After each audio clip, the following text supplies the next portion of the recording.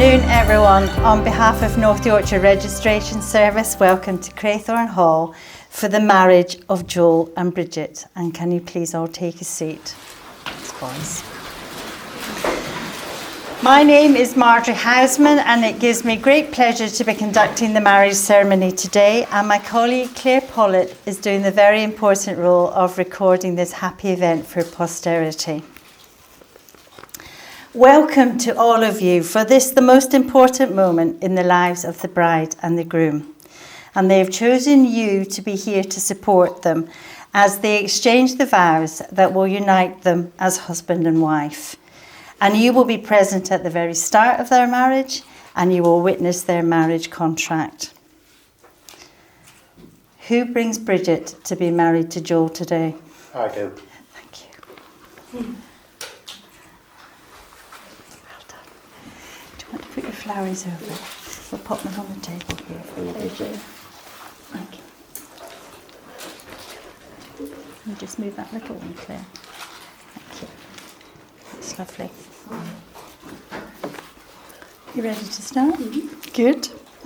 So, to begin the ceremony, Joel, will you please state your full name? Joel Stephen Dixon. Thank you. And Bridget, can you please state your full name? Bridget Alice Macpherson. Thank you.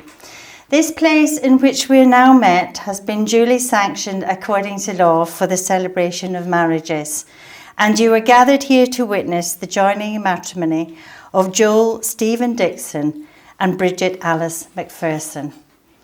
If there is any person here today who knows of any lawful impediment to this marriage, they should declare it now. Well, that's what we like, quiet guests. You've chosen the right ones.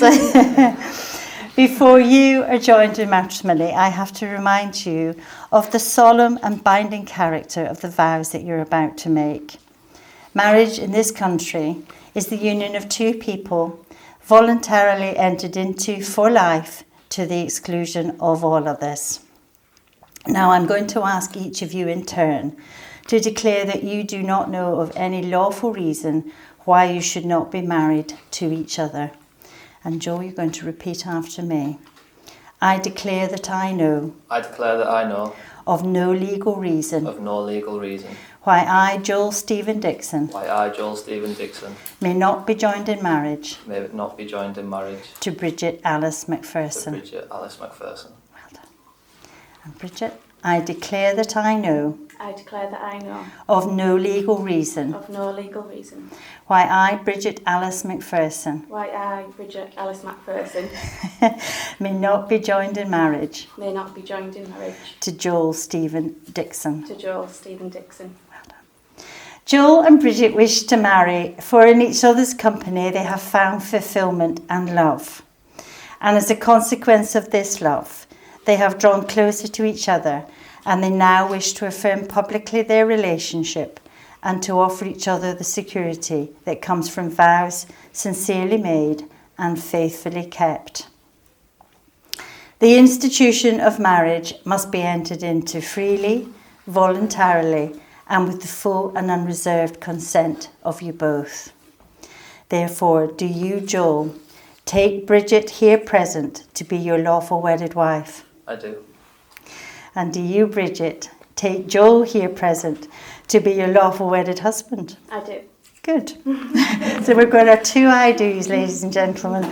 So now the moment has come for these two persons to make the contract of marriage before you, their witnesses. And can you please all stand? If you just like to turn and face each other. And Joel, you're going to go first.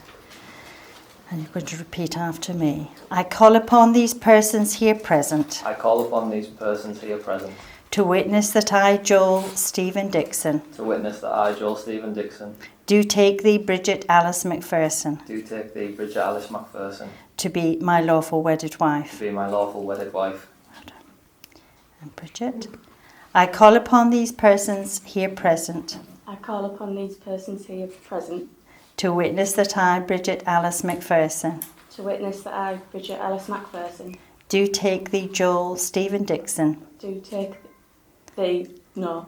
Joel Stephen Dixon. That's it. To be my lawful wedded husband. To be my lawful wedded husband. Thank you. And everybody may take a seat. She is. And we now come to the giving and the receiving of the wedding rings.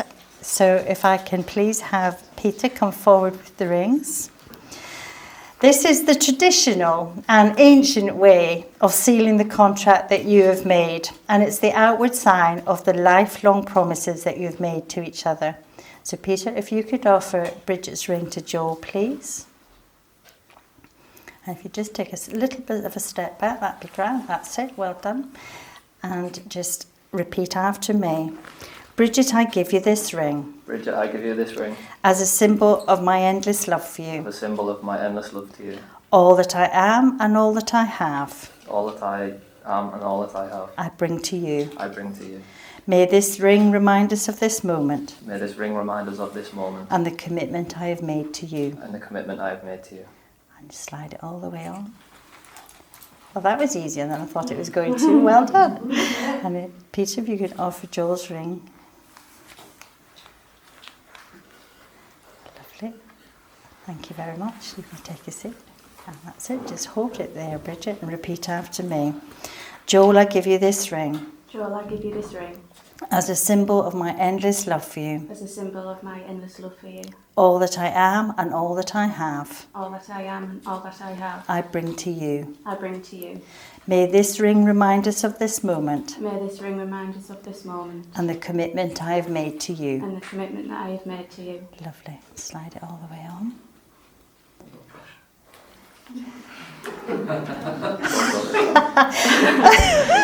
Have you still got a finger left, Joel? Well done. I think we could firmly believe that they're going on and not coming off again. So well done. So the purpose of marriage is that you may always love, care for and support each other through all the joys and sorrows of life. And that love may be fulfilled in a relationship of permanent and continuing commitment. And we and everybody gathered here today trust that these things will come true for you both. So Joel and Bridget, you have both made the declarations prescribed by law. And you have both made a solemn and binding contract with each other in the presence of your witnesses and your family and your friends all gathered here this afternoon. Therefore, it is my privilege and my pleasure to tell you that you are now lawfully married. You are husband and wife. Congratulations, and Joel, you may kiss your bride.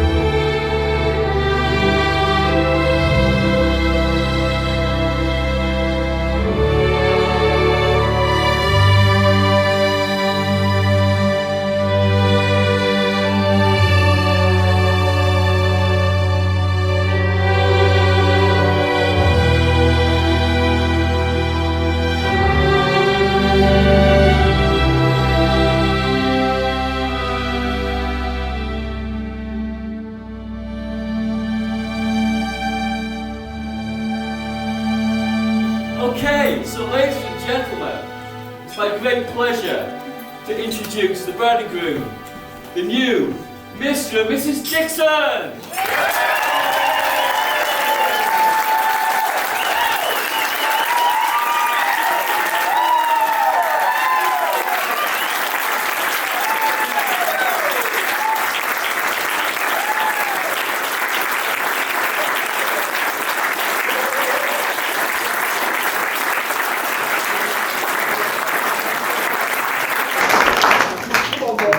Ladies and gentlemen, thank you for being here.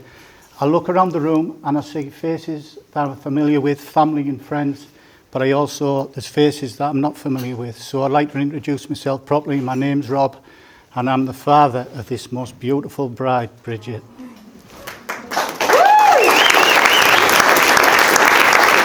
Now, before my speeches, I knew it happened.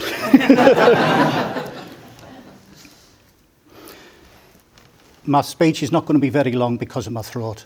There's nothing wrong with it at this moment in time. It's just my wife, Anne, said if I rub it on, she's going to throttle me.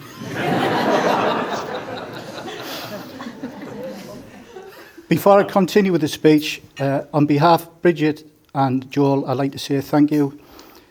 A few thank yous. First of all, I'd like to thank the management, the staff at Crathorne Hall for providing this fantastic venue for us all to celebrate the marriage.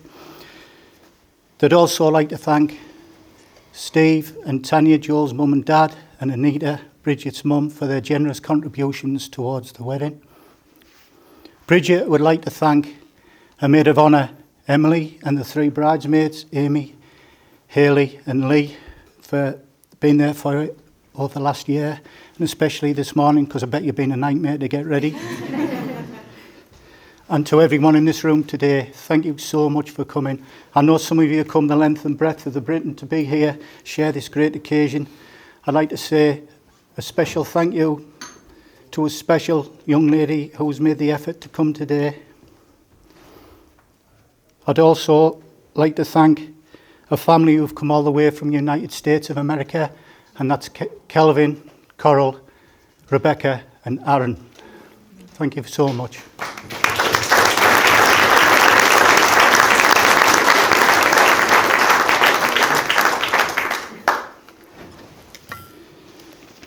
Oh Jesus, that's the final bill.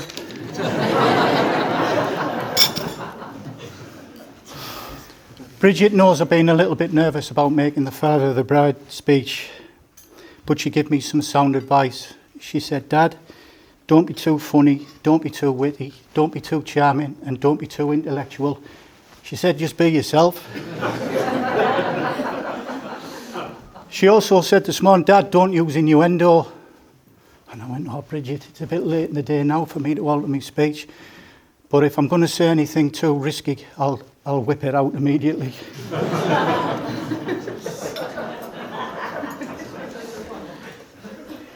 What do I say about my beautiful daughter?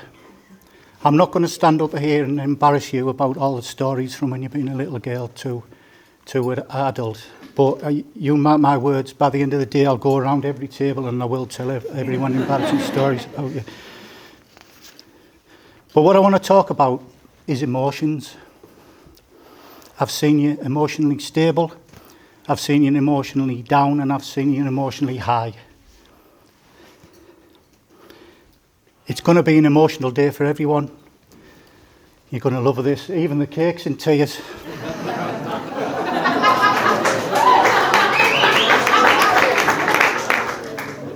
Talking of cakes, I'd just like to thank Joel's mum, Tanya, because that creation there was designed, it was made, it was baked, and it was iced. And I think it looks absolutely fantastic. It looks amazing. So I think she should have a round of applause.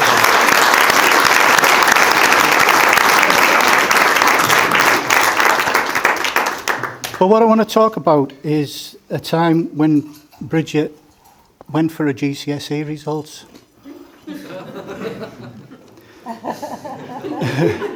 Anyway, we're driving up Ormsby Bank towards Nunthorpe School, and Bridget said to me, Dad, she said, I really hope I get the grades because I've put the work in.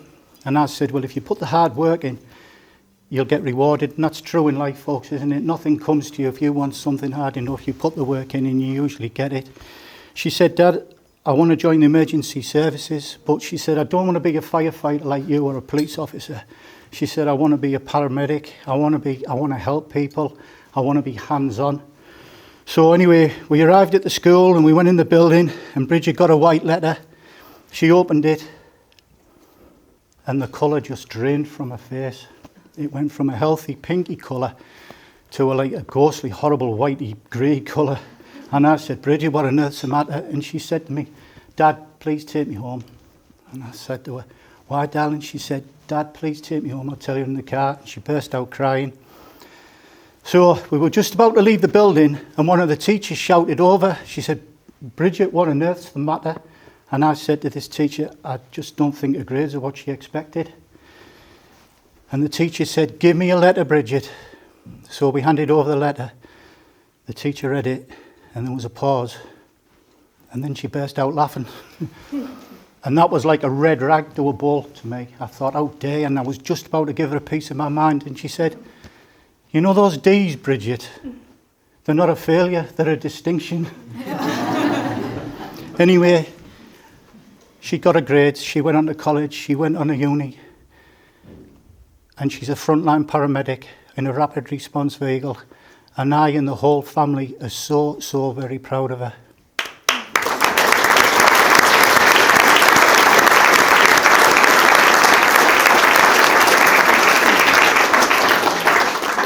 Bridget, it's taken me 27 years to prepare for a Father of the Bride speech. And at this moment in time, I'm totally speechless to how beautiful you look. I'm absolutely honoured and privileged to be able to give you away. I love you, darling. Right, this is when the fun starts. All the mickey taking you took out of me, Joel, for the last couple of years. This is payback, and you do know what you let yourself in for. Your nickname to Bridget is Bam Bam, Bridget Alice Macpherson.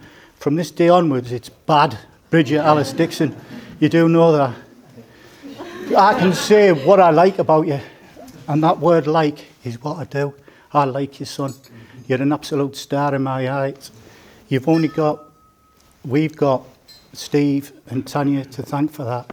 They brought up a lovely, respectful young man, and you're an absolute gentleman. And it's a privilege for me to be your father-in-law. But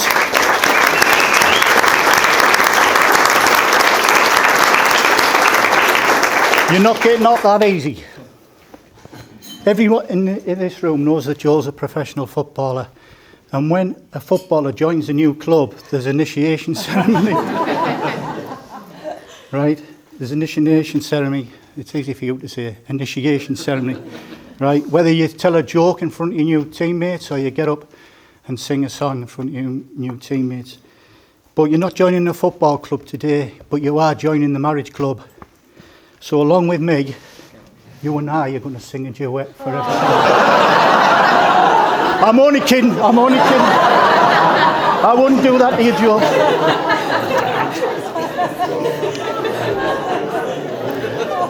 Joel, before I toast you and Bridget, I've got a little present for you.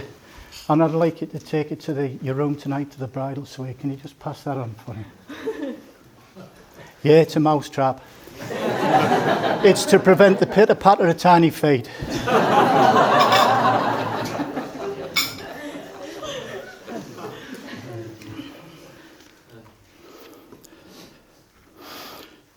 Joel, I've just got a few words of wisdom for you. There's no greater feeling in the world than coming home at the end of a day to a loving, caring, compassionate wife. And what I mean by that is you've most probably gone to the wrong house. Sorry.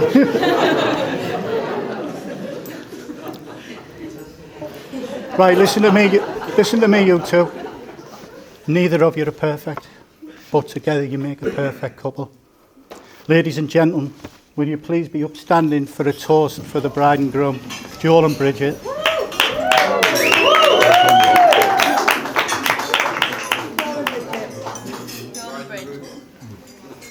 And that's me done.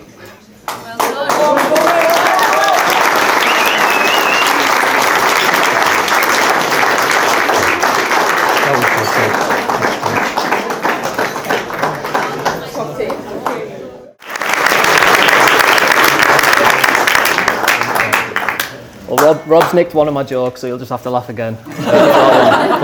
Yeah. Right then, before we start, I've just been given some advice. Wendy, I'm imagining you naked right now. On behalf of my wife and I, we would both like to thank everyone for coming today, from Philadelphia, from London, Cambridge, Peterborough, Manchester, Sheffield, Sunderland, Newcastle, and the rest of you from Pally Park. It means a lot to us both to have all our friends and family here with us on our special day, and we really appreciate the effort everyone has made, so thank you for that. Secondly, to my new mother and father-in-laws, Anita and Raymond Van Barneveld. Sorry, I mean Anita and Rob. It's a bit of a personal joke, that one. Thank you both for welcoming me into your families, and I hope I can live up to your expectations that you have for a husband to your daughter. Anita, thank you very much for bringing Mood with you today. I was expecting Mood to be sat at home and Lola to be sat here on the top table instead. Rob, thanks for very willingly giving your daughter away. That was the quickest yes I've ever heard. And when I went round to tell Rob that I was planning on proposing when we went to Paris, I remember him saying to me, "It'll be expensive for you over there." I remember immediately thinking, "It'll be more expensive for you when we get back."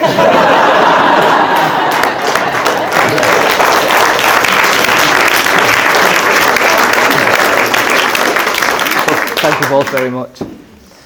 This next one is another very important thank you to my mum and dad. I'm pretty sure everyone in this room would like to thank you for producing an incredible son.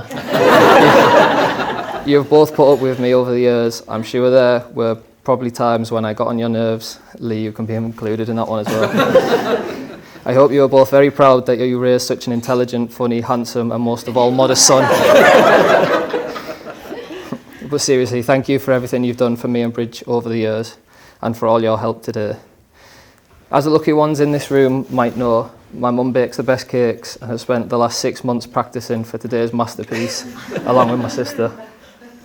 So thank you. So make sure you get a slice or two, and I'm sure she'll be more than happy to take orders after today. Now I'm sure everyone will agree that the maid of honour and the bridesmaids all look amazing today. Yeah. They've done a very good job.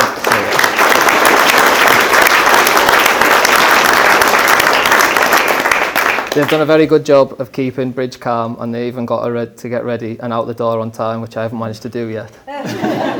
So a huge thank you for supporting my wife on her big day. Talking of my wife, I've seen her be sick, wet herself, and cry herself to sleep. But that's enough about our first and last camping trip.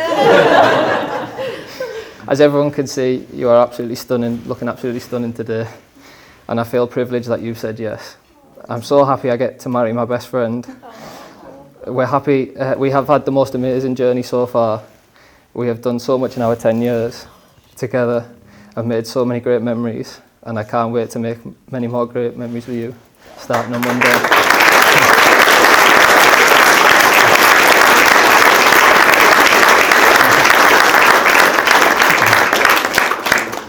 I will shortly be handing over to the best men, who also deserve a big thank you for their efforts and support today, and for organising the first non-alcoholic stag do on such short notice. Notice we didn't get a clap there.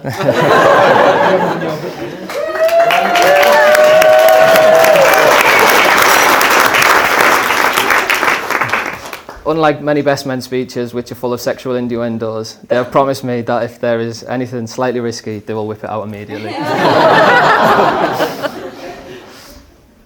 For those of you who don't know them, they're both compulsive liars and love to make up stories from their own imaginations. So please humour them and feel free to heckle. And then while they're getting started, there are a few gifts that we are going to be handed out on our behalf. Whilst that is happening, we would both like to thank everyone again for coming, and we all hope you have a lovely evening.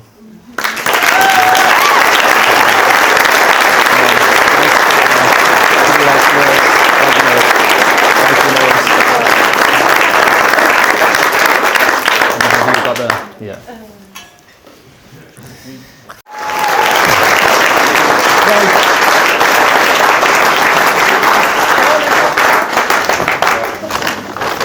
Come prepared. I'll hide that from Joel for now.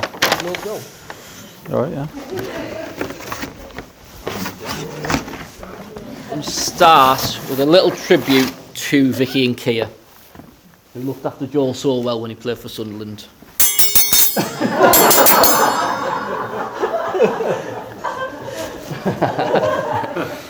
Right, for those who don't know us, I'm Dean. This is Peter, sharing the speech between us. So I'm going to hand you over to Peter to make a start. So yeah, thank you, honestly, Joel, speaking, for giving me and Dino the position of being the best man. It's something that we are very happy with. But that being said, we did both agree that if you didn't ask us, then we wouldn't have attended today. Yeah, so over to Dean. Yeah. For those who don't know me, I'm not the biggest fan of public speaking. Similar to Joel, I've been looking at tips online, what to do, who to look at. The best one I could find is to look around the room and imagine you're all naked. So let's do a quick scan if you don't mind. Thanks for joining us, Mood.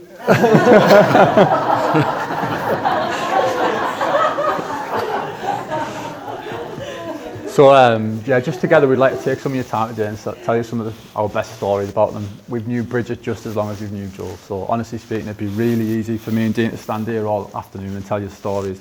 But we've tried to nip it and bring it to maybe 5 or 6, which we think will probably sum them up the best. Yeah. So before we start, we've got some formalities to get out of the way. Some stories, some jokes. If you just laugh and make us feel a bit better about ourselves. So about 12 months ago, me and Joel out for a meal, as we do often as friends. This time there was candles, roses, bottle of wine. He said to me, Dino, what do you think about marriage? I said, honestly, mate, I'm flattered, but what happened between us needs to stay between us.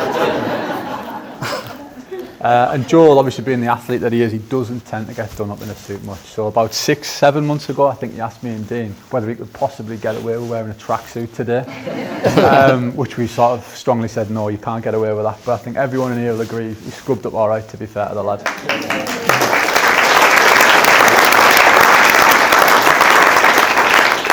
I think in all the years that me and Dean have known him, I think it's probably the second time, Maybe the third. we've ever actually seen Joel wearing a full suit. Yeah. First time I remember, got a story for you. Football manager's wedding. Big boss in football. Joel's mum flew out to Italy, buying a new Gucci suit, handmade, hand-stitched, bee's knees. A few tinnies the night before, you know, you woke up with one eyebrow. But I don't know how that happened to you, Tanya. Yeah, no. No, me either, no. I'm sure, again, everyone in the room will agree, Bridget looks absolutely stunning. To see her there, come down the aisle.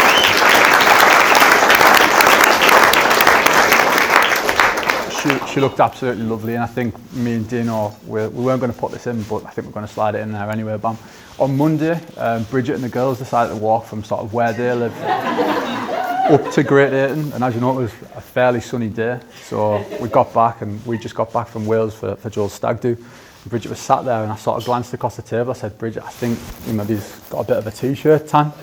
Honestly, I don't know how she's managed to get away with it today, but she's done a very good job. So credit to you.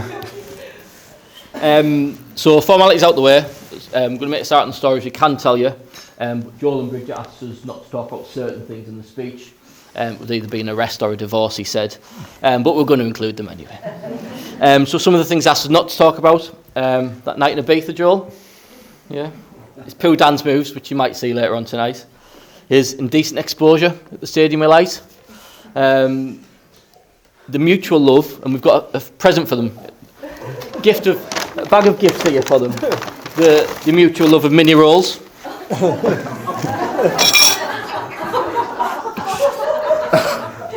And that time he sold himself in his round trip of America. Yeah.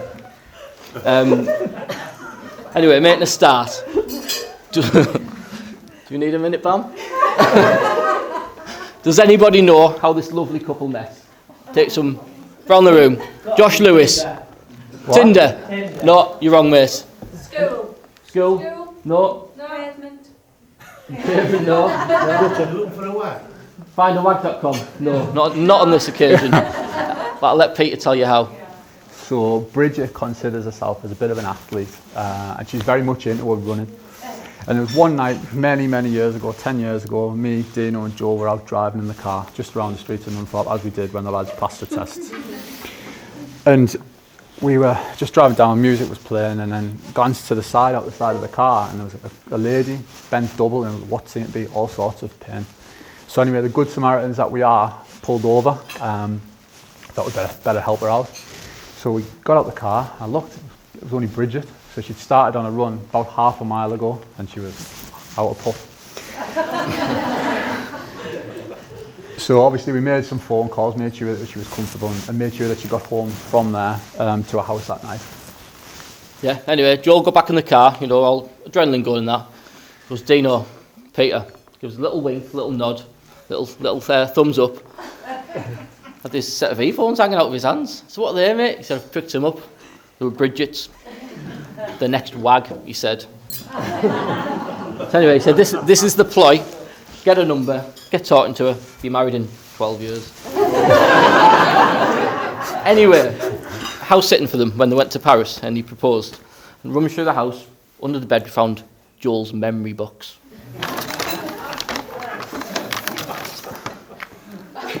Get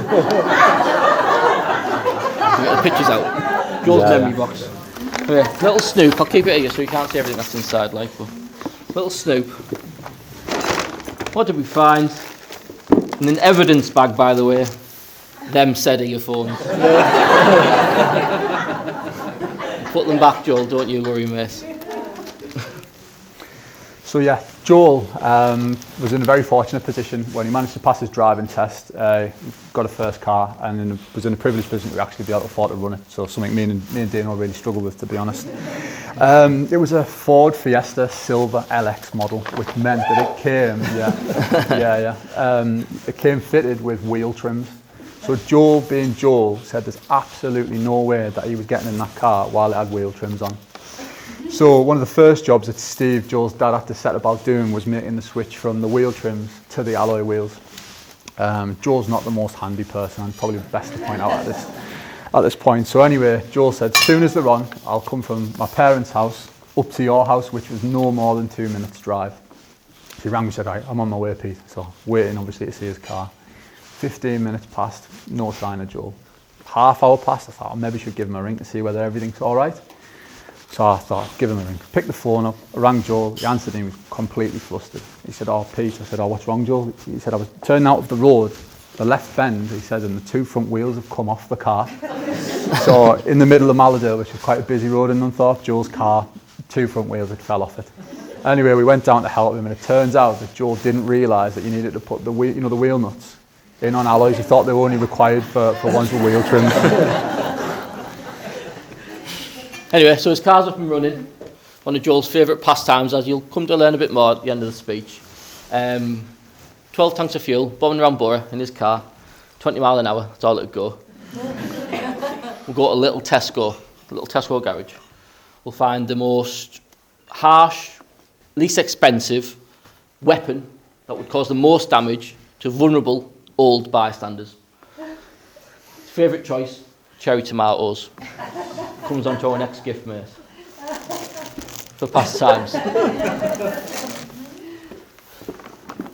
So this pastime actually came to quite an abrupt end when Joel had a day off from Sunderland. And he was sat in the front room with his dad, who was actually asleep at this point. Joel was sat looking out the front bay window at the house when he seen the Cleveland police van pull on the front. So Joel obviously was a bit flustered at this point again, and thought he'd best get up out of the chair and see what was going on. So he was unsure at the time whether it was in relation to driving on the wrong side of the road to avoid a speed camera, driving around a roundabout the wrong way to nip and miss a little bit of traffic, or if it had any relation to the tomato throwing incident. However, on this occasion, for those who don't know a bit of police lingo, got a Section 59 notice, which has been an absolute public nuisance, which he was, and probably still is, to be fair, which thankfully we come across. We never seen it, did we? No. You know, he moved out, got their own house a couple of years ago. Tanya and Steve tied in his bedroom. Top drawer. What's this? Tanya's tied in his room. Section 59 notice. It's the first time his mum and dad heard about it. Thankfully, we've got a copy of it today. For proof. So I just want to confess at this point, Steve, Tanya, I thought it was a terrible idea all along. but this lad is a terrible influence. I mean, thankfully, they don't know what's in his top drawer now.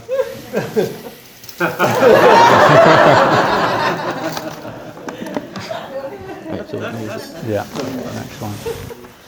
Anyway, Joel was in a privileged position to have his own car, and so was Bam. Lovely Grandad Stanley, gifted his first car, Mazda 121, prime condition, right? Top of the shop, bee's knees car, not a scratch on it for 23 hours. Yeah. Going through KFC, changed their mind, reversed out into the bins that weren't there, which are still to this day concreted in the floor. Bash, done, ruined. Yeah, so Dino didn't point out they were industrial bins, so they were maybe 20 foot long. So they were big bins, and she still says that they're not there. Anyway, nevertheless, me and Dino had to pick the pieces up yet again and search high and low to try and find a back left light for this car. So when she said she was getting this car, we'd never seen anything like it. And to this day, we still haven't seen anything like it. But anyway, Dean managed to go to a local scrap merchant in Gisborough and managed to pick up just the left light that we needed to fix the job. And Dino and I fitted that while Bridget was actually at work in a Chinese takeaway in the middle of Middlesbrough. So I think this is a good time to say we thought that was exceptional service. Back to the house. We've got a lovely house for those who haven't seen it. Joel's a particular fan of the house and his garden. Probably the feature he likes the most is his fireplace. You're a particular fan of fire, aren't you, Joel? We'll leave it at that, but it's probably a good job his father-in-law Rob's a fireman. Yeah, you can ask him yourself later on if you dare. Yeah, it's honestly it's a lovely house. Those who've been, it's an absolutely lovely house where we often go to gather as a group. It's great for social events. But to be honest, it's probably the best time to say now we don't go around as much as we'd like to. We don't spend as much time there as Bridget's one true love, the Amazon delivery driver, who honestly is there every other day. He lent us this bag, didn't he? Yeah, and rumour has it there's been a few Amazon bans imposed on Bridget over the time from Joel. So anyway, again, those who know or don't know Joel and Bridget, there's not a lot they do argue about. There's always one contentious issue, which is the washing up. So on to the next gift. Fight out between you guys. So only gloves you'll need for the rest of the season, mate.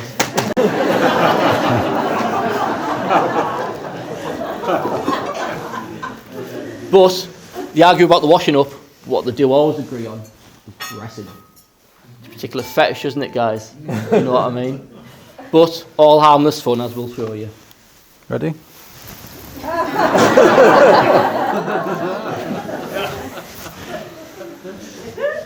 Yeah, so honestly, we could go on all day with these stories, we really could, but I think it's probably best to just nip it in the bud there. This is their day, not us embarrassing them. I think it's a good opportunity to just say from me and Dino, you generally are our best friends, and it's a privilege to be around you all the time. So thank you for that.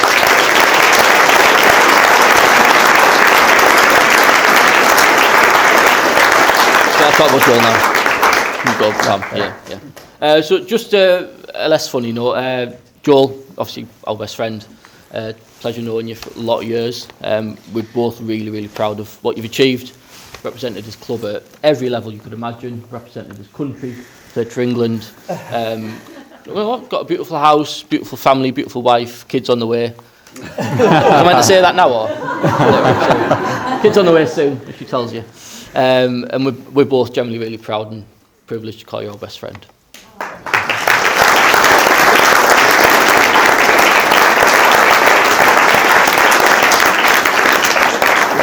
Go on, yeah.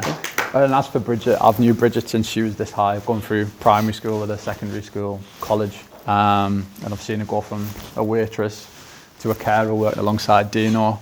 And then we were also very close when she made the decision to go away to university in Sheffield, which we understand was a big decision for Joel and Bridget at the time, and it's paid off now. And as Bridget's dad touched on, she's secured a very good position in the ambulance service, so credit to you, Bridget, for everything you've achieved.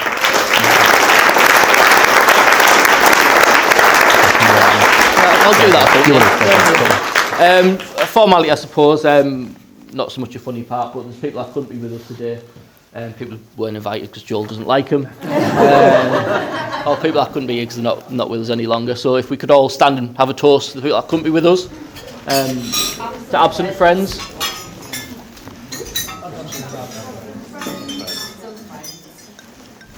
So I'll go with that, yeah? Yeah. I'll go for a goal. Yeah. Okay. Nearly done, guys, sorry. Last bit. Yeah. So I'll let you sit down, sorry. Yeah, you go that, I'll go there, yeah. So I'll go for the vote, yeah. Right, so just to start wrapping it up, for us both it's been an absolute honour to stand here today, and from the bottom of our hearts we wish you a long and happy marriage together. Those who joined us last week went on Joel's, one of Joel's stag do, he's worse than a bride. One of his stag do's down to Wales, zip lining, quarries, stuff like that. It was really good. I don't know if Joel's mentioned I think he's taking Bam back to Wales for the honeymoon. At least I think that's what he meant when he said he's going to Bangor for a week. Glasses now, innit? Yeah. If we'd all stand again.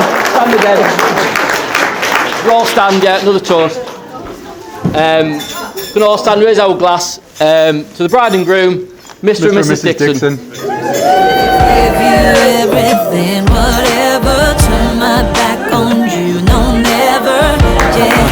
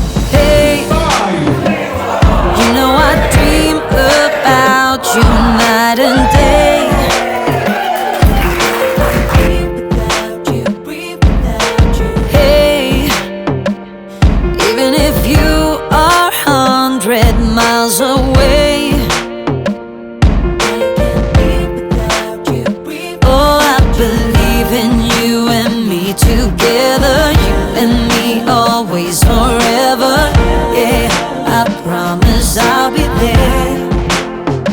Oh, I will give you everything, whatever.